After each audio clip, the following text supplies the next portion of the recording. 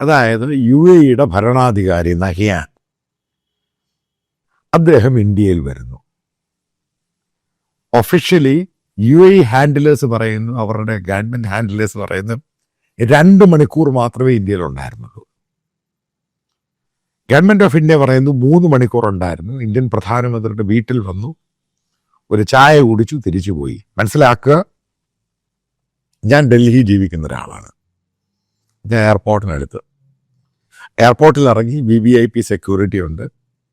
അവിടെ ഇന്ത്യൻ എയർഫോഴ്സിൻ്റെ ഒരു യൂണിറ്റ്, അത് പാലം യൂണിറ്റ്, എയർഫോഴ്സ് എനിക്കൊന്ന് 3 വിങ് ആണ് അവിടെ ഉള്ളത്. അപ്പോൾ അവരുടെ സല്യൂട്ട് കൊടുക്കുന്നു. അവിടുന്ന് മനസ്സിലാക്കണം, കൃത്യമായിട്ട് മനസ്സിലാക്കിക്കോണം, അവിടുന്ന് ഈ പറയുന്ന പ്രധാനമന്ത്രിയുടെ ഓഫീസ് 7 റേസ് കോഴ്സ് റോഡ്, എല്ലാ ട്രാഫിക്കുകളെല്ലാം ബ്ലോക്ക് ചെയ്തിട്ടാണ് ഇത് പോകുന്നത്. എങ്ങനെ പോയാലും 45 മിനിറ്റ് എടുക്കും. എങ്ങനെ പോയാലും, കാരണം വെൽ സെക്യൂരിറ്റി ആണെങ്കിൽ എങ്ങനെ പോവുകയാണെങ്കിലും 45 മിനിറ്റ്, 30 മിനിറ്റ് എടുക്കും. കൃത്യമായിട്ട് പറയാം.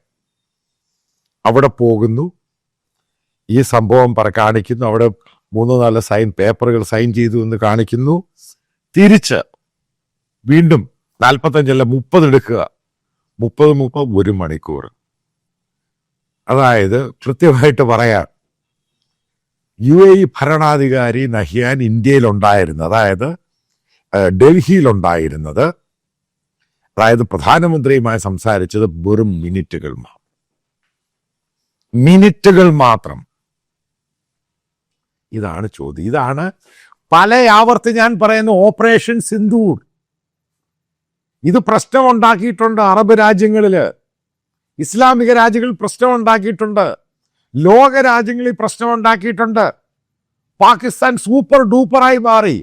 ഇതേ ഭരണാധികാരി ഡിസംബർ 26 പാകിസ്ഥാനിൽ പോകുന്നു, ഹൈ ഡെലിഗേറ്റ്സുമായിട്ട്. അതിരാവിലെ ഇവിടെ എത്തുന്നു, ലേറ്റ് നൈറ്റ്, വൈകുന്നേരം 8-9 മണിക്ക് വരെ പാകിസ്ഥാനിലുണ്ട്. പലതും സൈൻ ചെയ്തു. അവരുടെ കടങ്ങൾ പലതും മാറ്റിക്കൊടുത്തു.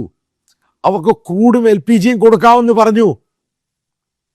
എന്തുകൊണ്ടാണ് ഇങ്ങനൊരു സംഭവം ഇന്ത്യൻ പ്രധാനമന്ത്രി വിളിച്ചു വരുത്തി? അത് അദ്ദേഹം സ്വന്തം ഇഷ്ടത്തോട് വന്നു അല്ല, വിളിച്ചു വരുത്തി. അതായത് ലോകം മുഴുവനും ഇന്ത്യക്കെതിരെ നെഗറ്റീവ് മെസ്സേജ് പോയി. ഞാൻ പറഞ്ഞിട്ടെന്ത്, ഞാനിത് പറയുമ്പോഴും നിങ്ങൾ മനസ്സിലാക്കണം എവിടെയാണ് ഫ്ലോപ്പ് ആയത്.